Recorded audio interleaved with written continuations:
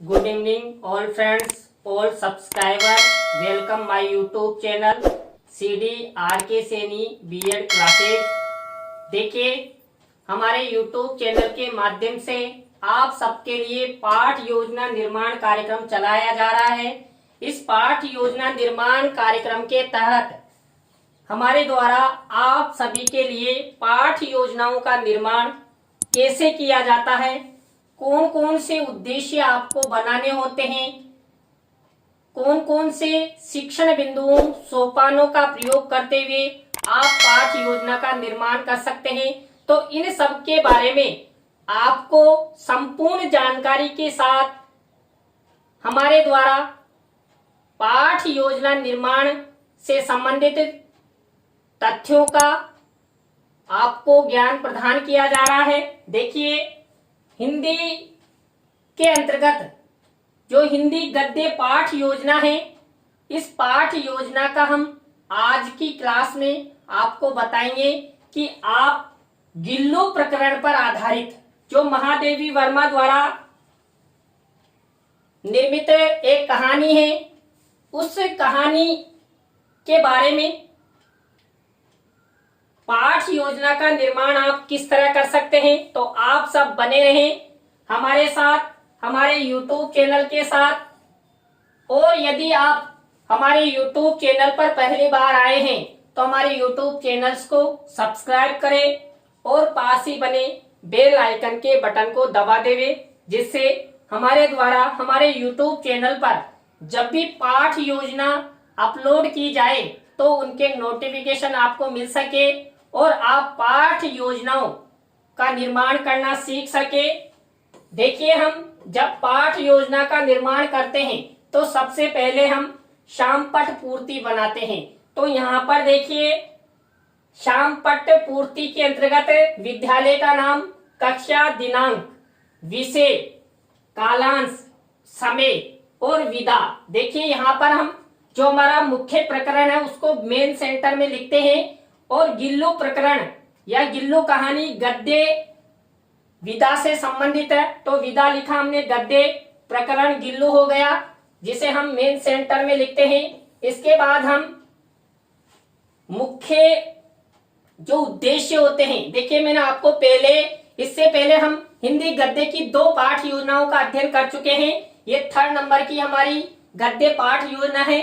तो देखिए, हम 6 उद्देश्य बनाते हैं और जब उद्देश्यों का निर्माण करते हैं तो उद्देश्यों का निर्माण हमारा जो मुख्य प्रकरण है, देखिए यहाँ महादेवी द्वारा रचित गिल्लू कहानी हमारा मुख्य प्रकरण है और जो हमारा उद्देश्य है उस उद्देश्य को ध्यान में रखते हुए आपको विशिष्टीकरण बनाना होता है और विशिष्टीकरण के साथ ही जो अपेक्षित व्यवहारगत परिवर्तन बनाते हैं तो उन्हीं को ध्यान में रखते हुए बनाते हैं। देखिए, यहाँ पर वही ज्ञानात्मक से संबंधित विशिष्टीकरण और अपेक्षित व्यवहारगत परिवर्तन बनाया गया है।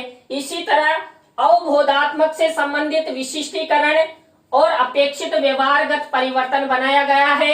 इसी तरह जो हमारा 3rd उद्देश्य है अभिव्यक्त्यात्मक, उससे संबंधित विशिष्टीकरण और अपेक्षित व्यवहारगत परिवर्तन बनाया गया है। यहाँ पर मुख्य रूप से आपके प्रकरण और आपके उद्देश्य को ध्यान में रखते हुए भी सेंटेंस में प्रकरण को समायोजित करते हुए अपेक्षित व्यवहारगत परिवर्तन बनाए गए हैं।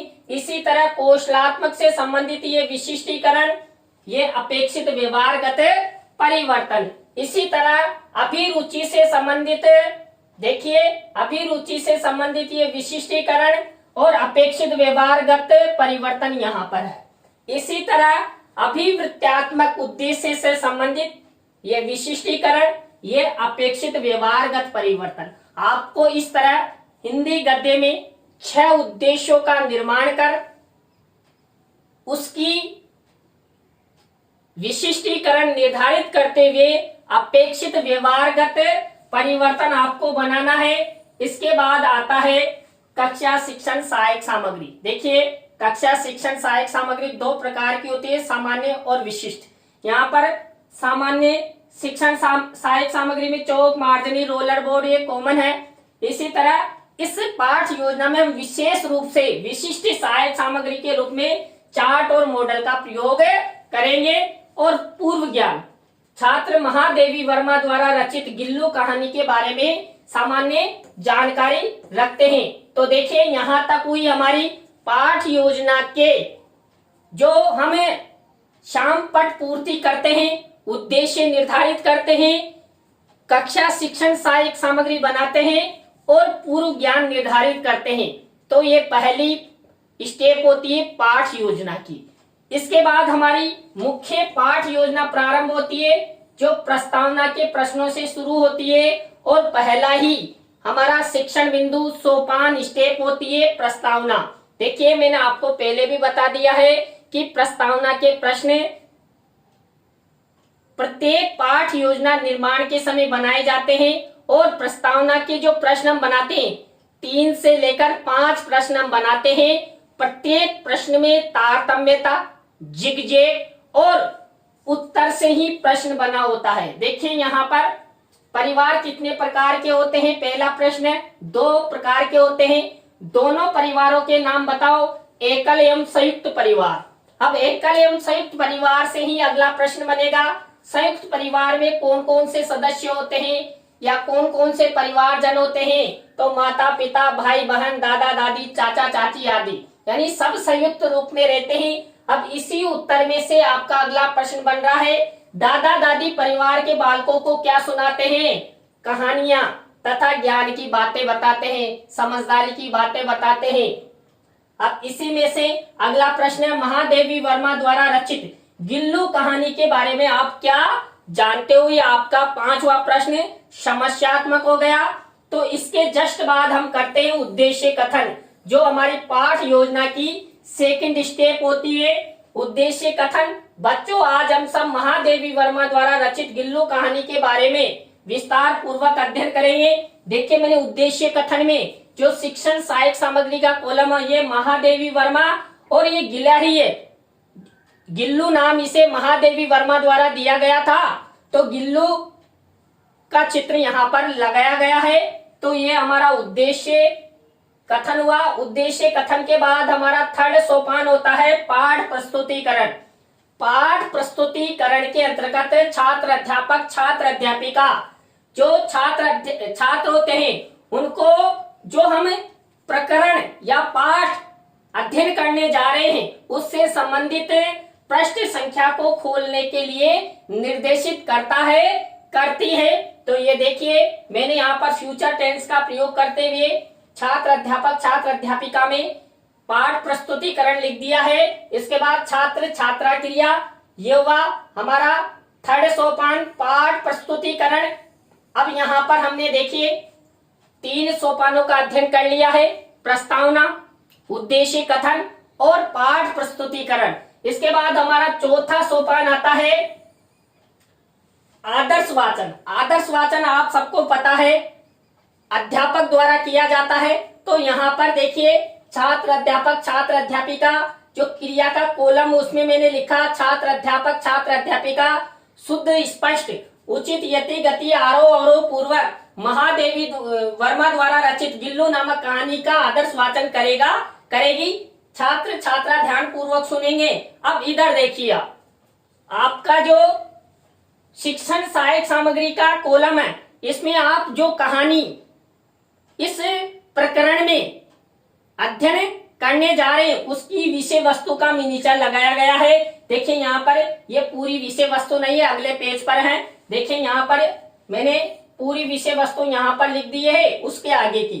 तो देखिए आपको भी इसी तरह विषय वस्तु का मिनिएचर शिक्षण सहायक सामग्री के रूप में आप वहां पर किसी एक पेज पर लिखकर उसको शिक्षण सहायक सामग्री में चस्पा कर फोल्डिंग रूप में आप शिक्षण सहायक सामग्री का मिनिएचर लगा सकते हैं। तो यह हुआ हमारा चौथा सोपान आदर्श वाचन, ये इसका विषय वस्तु। इसके बाद 5वां हमारा सोपान या शिक्षण बिंदु आता है अनुकरण वाचन। देखिए हमेशा आदर्श वाचन के बाद अनुकरण वाचन आता है और अनुकरण वाचन हमेशा छात्र छात्राओं द्वारा किया जाता है। अब इसमें जो छात्र अध्यापक, छात्र अध्यापिका होते हैं वो छात्रों को निर्देशित करते हैं कि अभी जो मैंने अनुकरण आदर्श वाचन किया, यानी जो कहानी हमने अध्ययन की, अब देखिए यहाँ पर गिल्लू कहानी का अनुकरण वाचन करने के लिए छात्र अध्यापक छात्र अध्यापिका निर्देशित करेगी। तो ये छात्र छात्रा क्रिया, ये छात्र अध्यापक छात्र अध्यापिका क्रिया। इसके बाद हमारी छठी स्टेप होती है, छठा उद्देश्य होता है अशुद्धि संशोधन। देखिए अशुद्धि संशोधन के दौरान जो हमारा छठा सोपान भी है, इस सोपान के अंतर्गत जो हमने अभी कहानी का अध्ययन किया, आदर्श वाचन किया, अनुकरण वाचन किया, अनुकरण वाचन के दौरान छात्रों द्वारा की गई अशुद्धियों को जो छात्र अध्यापक छात्र अध्यापिका होते हैं श्याम पट की सहायता से जो अशुद्ध बोले गए शब्दों को शुद्ध करवाती है। देखिए यहाँ पर यह अशुद्ध शब्द जैसे जैसे छात्र अनुकरण करते हैं, छात्र अध्यापक छात्र अध्यापिका यहाँ पर लिख देते हैं और फिर उन्हीं छात्रों से शुद्धिकरण छात्र अध्यापक छात्र अध्यापिका द्वारा करवाए जाते हैं। और देखिए आपको भी इसी तरह मिनीचर, आप जब पाठ योजना की डायरी बनाते हैं, उस पाठ योजना की डायरी में ब्लैक शीट पर जो आपका श्याम पट वाला कॉलम है, इस श्याम पट वाले कॉलम में इस तरह की ब्लैक शीट का यूज करते हुए आपको इसी तरह मेंशन करना है। और हमारा जो पाठ योजना का प्रारूप आप देख रहे हैं, शुरू से एक जैसा ये क्रम, शिक्षण बिंदु, छात्र अध्यापक छात्र अध्यापिका क्रिया, छात्र छात्रा क्रिया, श्याम पट कार्य और शिक्षण सहायक सामग्री। इसके बाद देखिए सातवीं स्टेप, आप सबको पता है प्रत्येक पाठ योजना की जो मुख्य मेन जो सोपान होता है, शिक्षण बिंदु होता है, आत्मा होती है, वो होता है काठिन्य निवारण। देखिए गद्य पाठ योजना की आधार स्तंभ काठिन्य निवारण। मेन यदि छात्र अध्यापक छात्र अध्यापिका इसको ठीक से कर देते हैं तो पाठ योजना का जो प्रस्तुतिकरण है वो सफल होता है। देखिए यहाँ पर ये छात्र अध्यापक छात्र अध्यापिका कॉलम में कठिन शब्दों से संबंधित लिखा है, छात्र छात्रा क्रिया। अब यहाँ पर मुख्य चीज देखिए, शब्द अर्थ विधि प्रविधि और प्रयोग, ये श्याम पट कार्य में ब्लैक शीट पर लिखा गया है। इस तरह का मिनीचर आपको भी लिखना है और आपको 7 से 8 शब्द जो आपने गद्य पाठ योजना का जो आदर्श वाचन किया या अनुकरण वाचन किया, उस दौरान जो कठिन शब्द हैं उन कठिन शब्दों को लेना है, उन कठिन शब्दों का शब्द लिख देने एक साइड में और छात्रों को इनका अर्थ बताना है और हम यहाँ कौन सी विधि प्रविधि का प्रयोग करेंगे और यहाँ पर लास्ट का प्रयोग, इस तरह का फॉर्मेट आपको बनाना है। ये गद्य पाठ योजना का है। और जब हम पद्य पाठ योजना का निर्माण करते हैं उसमें केवल ये 2 कॉलम काम में लेते हैं, शब्द और अर्थ, जबकि गद्य पाठ योजना में हम ये प्रारूप प्रयोग में लेते हैं। यहाँ पर देखिए विधि प्रविधि में विलोम विधि, प्रयोग विधि, पर्याय विधि, प्रयोग, उपसर्ग, पर्याय, तो व्याकरण संबंधी जो विधियां हैं वो यहाँ पर प्रयोग में ली जाती है। आपको भी इसी तरह पाठ योजना का निर्माण करना है। इसके बाद देखिए हमने 7 स्टेप अध्ययन कर लिए, काठिन्य निवारण तक, प्रस्तावना से लेकर काठिन्य निवारण तक। तो आपको भी इसी स्टेप इसी चरणों का प्रयोग आपको पाठ योजना निर्माण के समय करना है। हमारी नेक्स्ट जो सोपान है, नेक्स्ट स्टेप है सारांश कथन। देखिए सारांश कथन है यहाँ पर।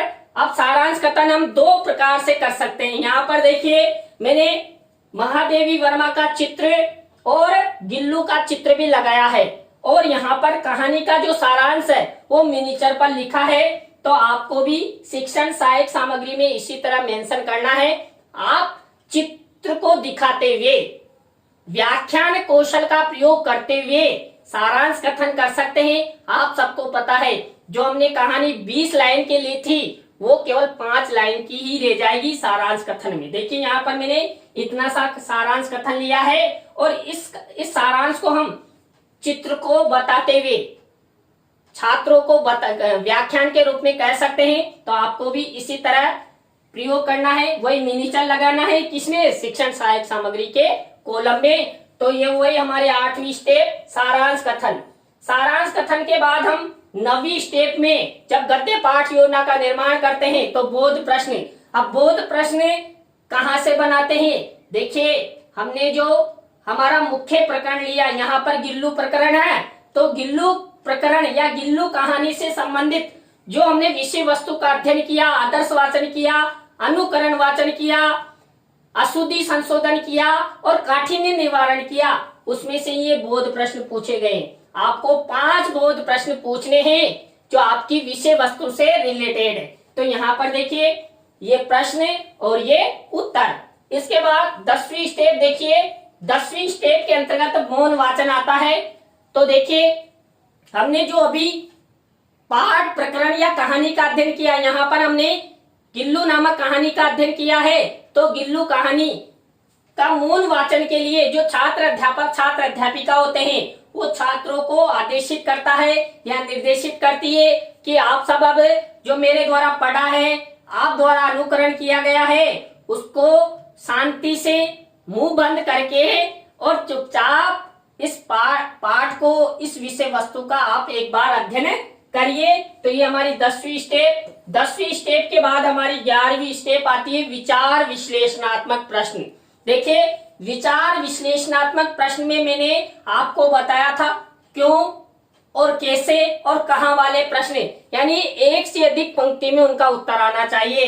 विचार विश्लेषण यानी कि विचारों का विश्लेषण जिन प्रश्नों में किया जाता है विचार विश्लेषणात्मक प्रश्न कहलाते हैं। देखिए यहाँ पर 4 प्रश्न मैंने विचार विश्लेषणात्मक लिए हैं। आप 3 से 5 प्रश्न ले सकते हैं।